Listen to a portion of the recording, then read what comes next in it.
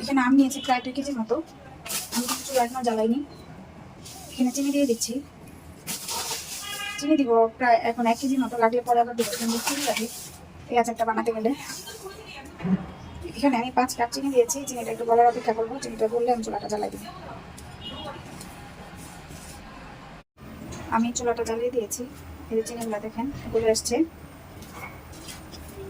এখন আস্তে আস্তে পুরো চিনিটা গলে যাবে। এখানে 2 টুকরা দারচিনি আর 3টা এলাচ দিয়ে দিলাম। এলাচ আর দারচিনি বেশি ফ্লেভার দিলে আবার ভালো লাগবে না। আর একটা তেজপাতা ছিঁড়ে টুকরো করে দিলাম।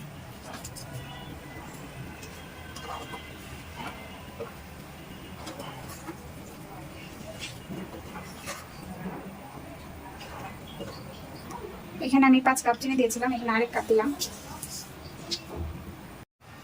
চিনিগুলো গলে গেছে দেখেন, একদম ঝোলঝোল হয়ে গেছে। চিনিটা আরো টেনে আসবে, তারপর আমি একটু ভিনেগার দিব। আমগুলো কিন্তু একদম আস্তে আস্তে থাকে যেরকম। এই যে আমগুলো আমার প্রায় হয়ে আসছে, চিনি শিরাটাও কমে আসছে। আমি কিন্তু আগে লবণ দিইনি, লবণ আগে দিয়ে দিলে পানি উঠে যেত এবং আমগুলো নরম হয়ে যেত। আমি কিন্তু চিনির মধ্যে শুধু জাল দিয়েছি। এখন স্বাদ মতো লবণ দিয়ে দিলাম। আর এটা মিষ্টি বেশি তো অনেক কটা লবণ দেওয়া যাবে না, বুঝেই দিতে হবে।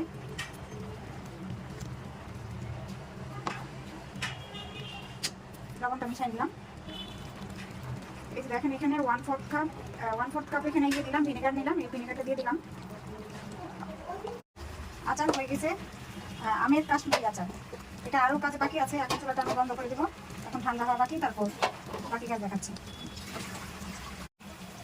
দেখেন একদম চিনি শিরাটা ফেনা ফেনা হয়ে আসছে, মানে শিরাটা পুরো পারফেক্ট হয়ে গেছে। এখন আমি নামাই নিচ্ছি।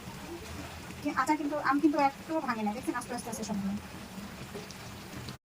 এই যে দেখেন আচারটা ঠান্ডা হয়ে গেছে। এখন আমি বয়ামে ভরবো। আরেকটা জিনিস দেখাই, এটা হলো আদা।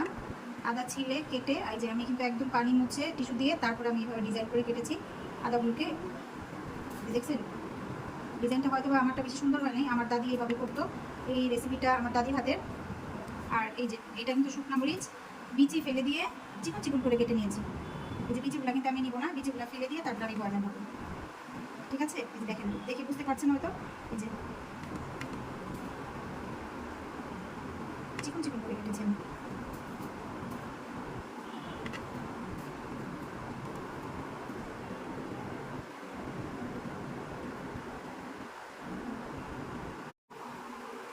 আমি আচার বয়ামে ভরেছি।